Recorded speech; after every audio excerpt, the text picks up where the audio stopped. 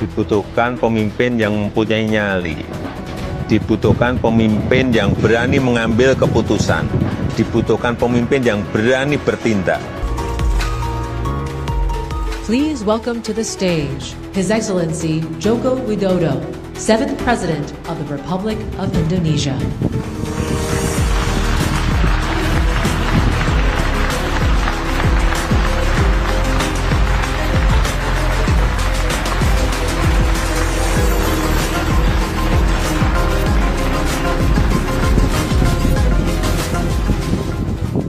Thank you, John. Your Excellency, distinguished guests, ladies and gentlemen, it is a great honor for me to speak before you today. When I look back at Indonesia's journey over the past decade, I see one clear lesson. Change is never easy, but change is necessary. When I first became president, I had a simple question. How can we build a strong economy for 280 million people? We knew there were no shortcuts. That is why we focus on the basics, building roads, seaport, airport, power plant, and digital networks. Because without strong infrastructure, an economy cannot grow. And Indonesia has also made a great progress in digital infrastructure, building data centers, launching new satellites, expanding digital network, and improving connectivity across the nation. We introduced regulations that encourage local businesses and startups to grow. And today, we have strong reason why building infrastructure and introducing regulation are very important before moving into the intelligent economy. First, it is because infrastructure provides the foundation for connectivity, data flow, and technological integration. It is the best backbone that makes the intelligent economy run. And second, with the right regulations, this ecosystem can grow stronger and faster, allowing innovation, technology, and entrepreneurship to thrive together. This is how new opportunities were born. Indonesian startups like Gojek, Tokopedia, HelloDoc, Traveloka grow because the ecosystem supports them to grow. Kris Indonesia makes digital payment easy and universal. Today, a street vendor in small village uses the same system as a big company does in Jakarta. And these days, Indonesia is also learning how to make better use data, technology, and resources through downstream initiative and the EV battery sector. This is a step in the direction of an intelligent economy. On the other hand, we ensure that our young people and our SMEs are trained with the digital and data skill to thrive. And we also ensure that this growth is sustainable for our people and our planet. One more thing, Indonesia is a part of the global supply chains for electric vehicle batteries. For us, this is not only about economics. It's about building strong foundation for the future. These stories show one important thing. When the government builds the right foundations, innovation will follow. With all these efforts, together They form the ecosystem and foundation of Indonesia's new economy. And with this strong base, we are ready for the next stage, the intelligent economy. The intelligent economy is based on how well we use data and information, because data and information is not just power, it is capital. It is the new word that defines competitiveness and national strength. We know this is a process to collect, to analyze, and to apprise data and information to make the best decision and also to make a good policy. And for young generation, it is our responsibility to ensure they must understand AI and they study AI because the future is there. It is also time for us to redesign how human and machines build the future together from data and machine learning. The intelligent economy is not only about technology, it is about preparing people. Then, the other big question may arise in our mind. Will job opportunities disappear in the era of intelligent economy? No. The answer is no. I really disagree that job opportunities will disappear. In fact, I believe that there will be more jobs and more opportunities to come if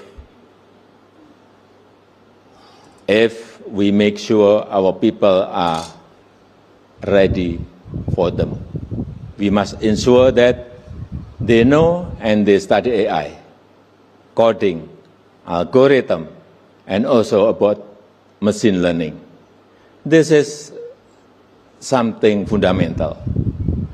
We must introduce, we must prepare, we must train them to get good digital literacy and skills.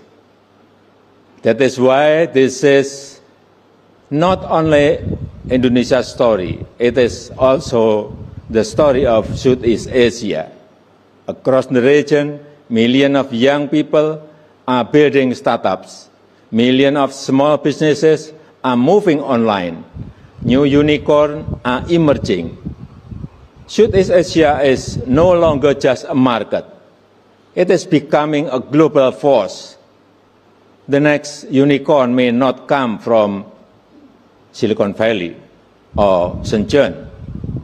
It may come from Jakarta, Singapore, Bangkok, Kuala Lumpur, Manila, or Hanoi. On the other hand, by applying the intelligent economy, we should redefine our system. We should redefine our process. We should redefine our strategy to get better income, to get better economic growth, to get better life for the people. For me, this is not only a national responsibility, it is also a call to international institutions like the IMF and World Bank. They should redefine their financial instrument, their financial system, and their digital infrastructure. And for the WTO, they should redefine their trade system, and they also should redefine their tariff system. In my opinion, we will redefine almost in all sectors, but it can be from education and then health at first. We must redefine the process, the system, and the strategy so we can grow better and faster. Ladies and gentlemen, Indonesia's journey shows that transformation needs courage, persistence, and belief. We are not finished. We are still building. With strong foundation, innovation, and global collaboration, Indonesia and South Asia will continue to grow in this new era. In this new era of economy, cooperation and collaboration are the key to run intelligent economy. And I believe that in this new economy, the intelligent economy, nations, companies, and societies that can integrate intelligence into governance, industries, and social system will grow better and faster.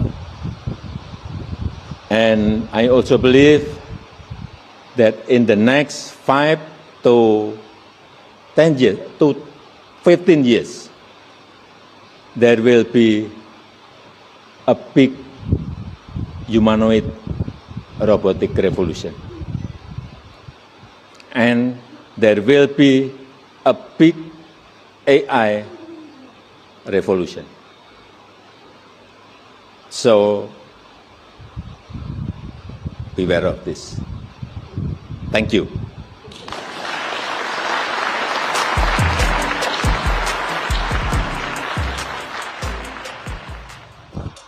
Kira-kira setelah melihat video Pak Jokowi berpidato dalam bahasa Inggris tadi, para pembenci Pak Jokowi seperti apa ya?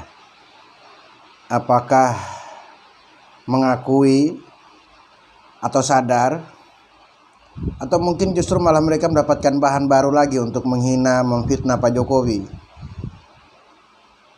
Bisa saja mereka mengatakan Pak Jokowi saat berpidato di acara Bloomberg Ekonomi Global atau Bloomberg Global Ekonomi di Singapura ini, mungkin saja mereka mengatakan bahwa itu pakai teks atau pakai ini dan itulah di telinga beliau dan sebagainya, sambil mendengarkan, sambil bicara dan lain-lain.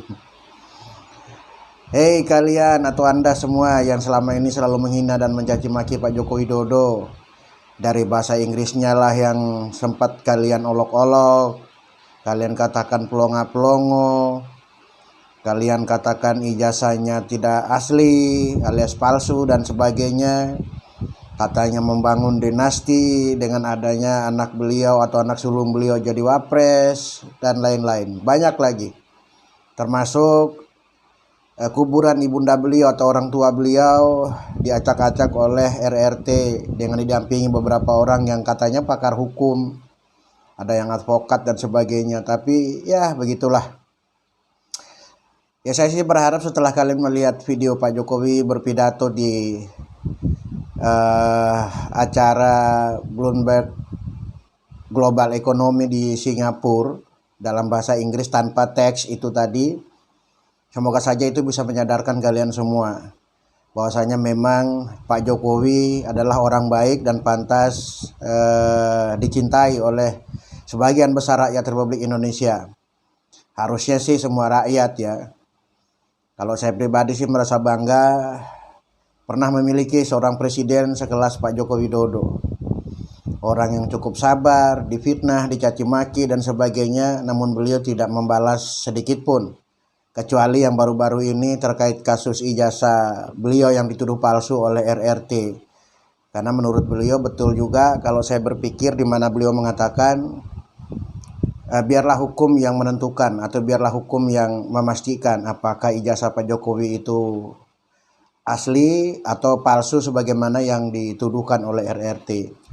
Dan semoga saja itu semua menjadi pelajaran lah buat kita semua.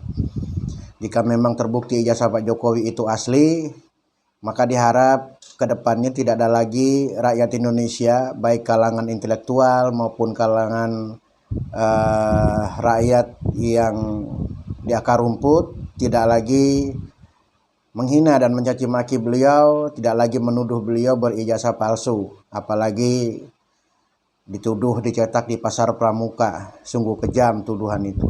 Demikian teman-teman, terima kasih. Assalamualaikum warahmatullahi wabarakatuh.